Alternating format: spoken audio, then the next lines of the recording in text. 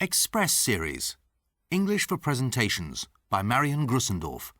Published and copyright Oxford University Press, 2007. Unit 1, Exercise 1. Presentation 1.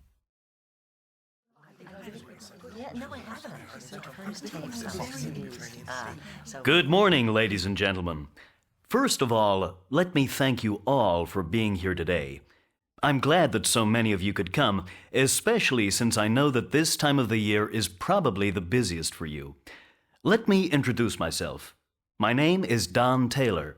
I'm the head of logistics here at Air Spares. Logistics is a center of competency dedicated to providing you with the spare parts you need, precisely when you need them. I'm here today to present our new semi-automatic shelving system. My talk is particularly relevant to those of you who place orders for the different parts we supply. Presentation 2. Okay, shall we get started? Hello, everyone. For those of you who don't know me, I'm Charlotte Best from IT. I'm a team leader. I'm happy that so many of you could make it today at such short notice. I know that you're all extremely busy at the moment, so I'd like to start with my presentation right away. As you can see on the screen, our topic today is project documentation. We're going to look closely at drafting, storing, archiving, as well as accessing documents in our new SAP system. We'll also examine the much improved handling of all project documentation as well as user rights.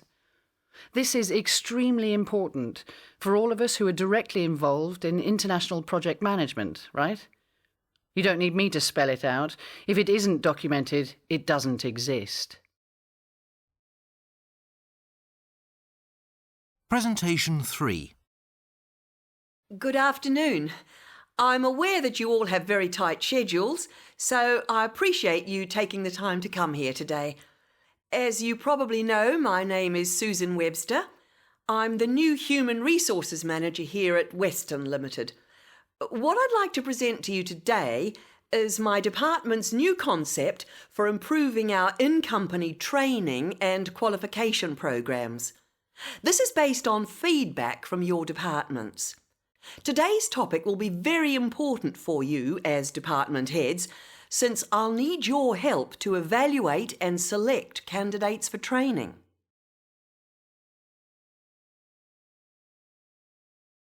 Unit 1, Exercise 9. Hello, everyone. First of all, let me thank you for coming here today. I'm aware that you're all busy preparing for the annual meeting this week, so I really appreciate you taking the time to be here. For those of you who don't know me, my name is Gordon Selfridge. Let me just write that down for you. Okay. I'm the project manager in charge of the Back Tower building project in Dubai. This morning, I'd like to update you on the current status of work at the construction site. The information I give you today should help you with planning your next steps. I've divided my presentation into 3 parts. I'll start off by showing you some photos of the building site and discussing the progress we've made since January. Then I'll move on to the problems we're facing with our local suppliers. I'll end with some ideas for reducing labour costs that we've been looking into. My talk should take about 30 minutes. Please feel free to interrupt me at any time with questions. Oh, and don't worry about taking notes. I'll be handing out copies of the PowerPoint slides.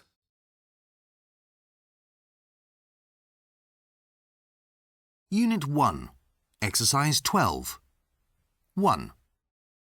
You know, I was sitting in the waiting room at the dentist's the other day when I came across something very interesting in one of the magazines that was lying there. It said that chocolate is really a vegetable because we get it from cocoa and sugar, which come from cocoa beans and sugarcane, both plants, i.e. vegetables, right? Chocolate, a health food? You know, it's all about the way things are presented and how we look at them. Image building, ladies and gentlemen. That is our business, and we're here today to take you through some of the more 2. Imagine you worked in a small to medium-sized company and were responsible for making people in your company aware of health and safety issues. How would you go about it? Would you have a meeting? Send everyone an email? Take a few moments to think about it.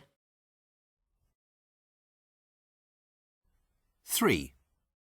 Did you know that the number of possible ways of playing the first 4 moves per side in a game of chess is 318,979,564,000?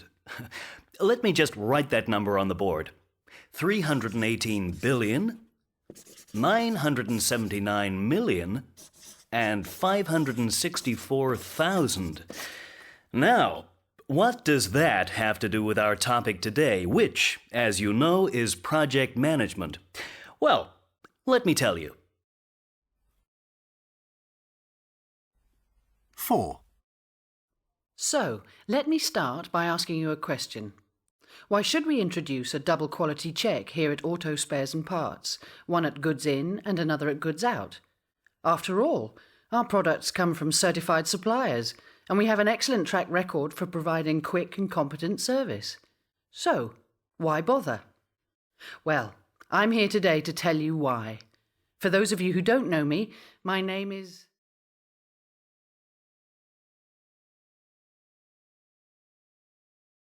Unit 2, Exercise 1. 1. As you know, I've been asked to talk to you about the handbooks for our all-in-one systems for smaller businesses. Peter Collins from Customer Care has told me that they have been getting a lot of phone calls and emails from users who say that the setup instructions are extremely complicated and don't match the sketches. What I'd like to do today is to make some suggestions on how we can make our handbooks more user-friendly. 2. I'd like to talk to you today about how globalization has changed the face of the insurance industry. The purpose of my talk is to provide you with information on the major developments in the insurance market in the last few months. I'd like to start with... 3.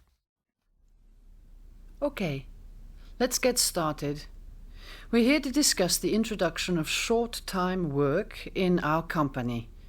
As you know, our order books are not the fullest at the moment, so we have to find ways to get through this crisis and at the same time keep jobs.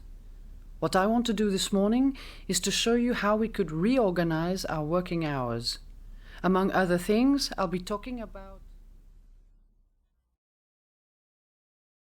4.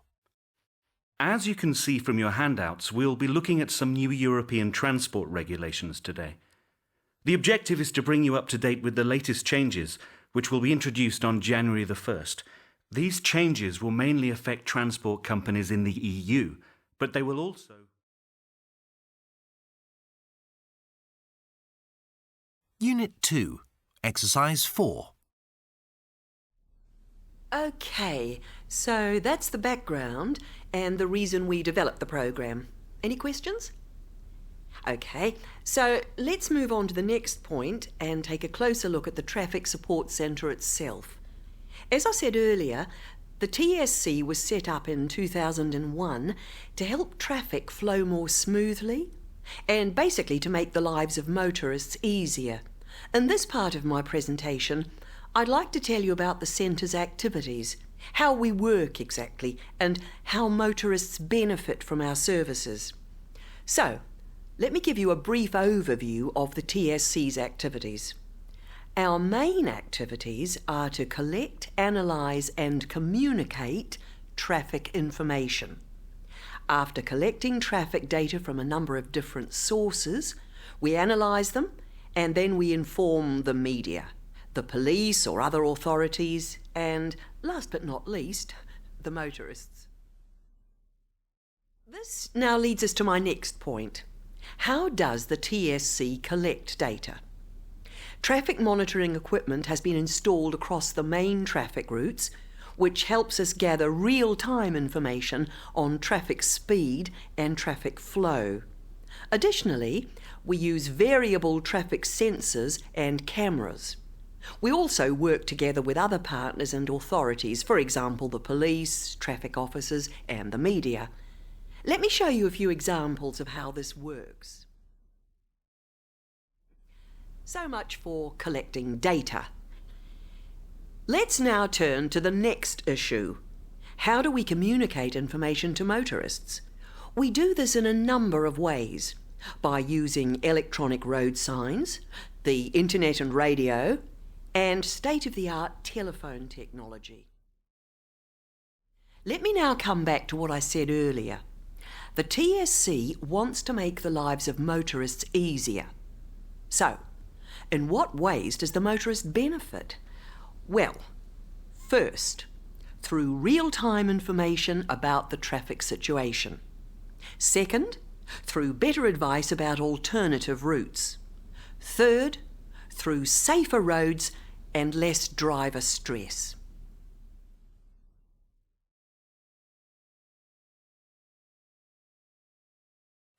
Unit 2, Exercise 9. Thanks, Jim. OK, as you probably know, we are currently having difficulties with our new men's cosmetics line. These problems lie chiefly with our main bottle supplier, but we are also having trouble with distribution. I'd like to quickly identify the problems and then make some suggestions on how we can deal with the consequences. So, let's start with our bottle supplier then. We've been having serious difficulties with GSG, which is our main plastic bottle supplier, regarding both quantity and quality. We don't understand why, but they don't seem to be able to supply the quantities we order from them. In addition, the quality of the material is so poor that we've had to return about 40% of the bottles. We've been trying to cope with these problems, the delays, the poor quality, all along, but so far we've not been able to find ways to prevent them from happening again. It's clear we can no longer continue to accept these conditions. Moreover, we're now getting ready for the Christmas season. If we don't solve our supply problems within the next 2 weeks, we'll run into serious trouble with respect to our Christmas business. Let's move on to distribution. Here, the problem lies with the van.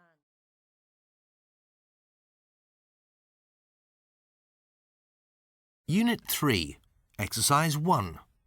1. Take a look at these figures. They clearly highlight how a combination of two significant external factors affected our business in the first 2 quarters of this year. One important factor is the oil price. The second, the development of the euro against the dollar. In 2002, we exported nearly 2/3 of our products to the US and Canada. Since then, oil has become much more expensive, and so has the euro. Let me show you what this means for our export business. I'll just write some figures on the board, and then we will go on to discuss the next point. 2. OK, let's now have a look at our new magnetic ski rack, Matterhorn, which was launched in August. This system is more compact than the old one and also easier to handle. Another advantage is that it can also be used for snowboards. We hope to sell at least 5,000 of these systems within the next 2 months. On the next slide, you will see an illustration of the Matterhorn X15. 3. As I explained earlier, we've worked very hard to make our products more attractive for the customer. These are the sales figures for Europe for the first 3 quarters of this year. As you can see here, we've had a very successful year. We've sold about 21,000 fully automatic espresso machines and nearly 7,500 semi-automatic machines so far. To highlight our success even further, let's go back to the 2003 figures on the previous page. Let me just flip back to it. Ah, yes, here it is.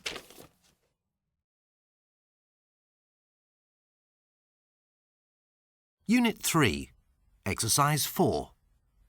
1. 251. 2. 7,489. 3. 3.8 billion. 4, 49 million euro. 5, $19.62. 6, 2/3. 7, 175 square meters. 8, 1,240,000. 9, 7.2.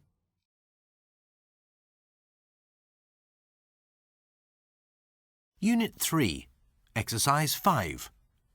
1, Let's look at the figures in this table more closely.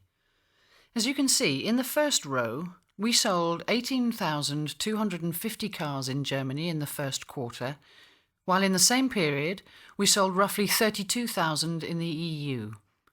Our non-EU market was still relatively small, with sales of about 8,000 cars. Now, if you look at the second quarter, you will see a dramatic change. Whereas our German business didn't increase much, sales in the other two areas developed very well. In the EU, 47,500 cars were sold, and in the non-EU countries, sales went up to 17,300, which I'm sure you will agree is an extremely good result. 2, If you look at the next slide, you will see the layout of our new open plan office in Hamburg. As you can see from the plan, it's 24.8 meters long and about 16 meters wide for a total of just over 400 square meters. Our office will be on the 12th floor of the building, which has a total of 16 floors. We'll be moving to our new premises on the 15th of February, if everything goes according to plan. 3, You can see the 5 most expensive cities for business travellers in this table. Venice leads the table with an average rate of €387. In Rome, the business traveller has to pay €239, and in Paris, a room costs €226. In New York City, the average room rate is €225, and in Milan, it's €215 per night.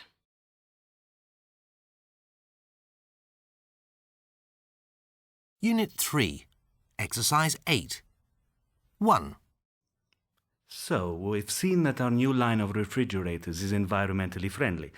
Let's now turn to the next point, which is their unique design. I'd like to draw your attention to 3 new design features. First, the refrigerators are more colorful. Apple started the trend of colorful computers in the office. We think that consumers want more color in their kitchens too, and our refrigerators provide that. What's really interesting here is that customers can change the color panels. There are 5 colors to choose from, to match their home, their mood, the seasons, whatever. The second unique design feature is the circular shelving system. Each shelf can be rotated so that all items of food are easy to reach and nothing gets lost in the back of the fridge again. And finally, the new refrigerator has a compact design. This means that it takes up less floor space while holding as much as a conventional refrigerator. 2, About 1,000 businesses in the UK were asked if Britain should introduce the euro. What are the results of this survey? Well, I think you'll agree that the results are quite interesting. As you can see from this table, 49% said they wanted to wait and see. Only 13% said Britain should never join the Eurozone. The good news is that nearly 35% said we should go in immediately. So, where do we go from here?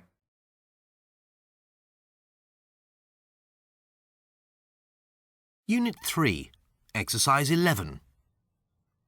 I'd now like to draw your attention to the regions where poverty has been reduced. If you look at the bar chart on the left, you will see that the proportion of the global population living on less than $1 a day has dropped. The figures also show that in South Asia, the proportion of extremely poor people has been reduced from 41 to 31%. It is quite remarkable how much progress has been made by China. On the other hand, poverty has increased in many parts of Africa, Latin America, and Eastern Europe. How can we explain this uneven development?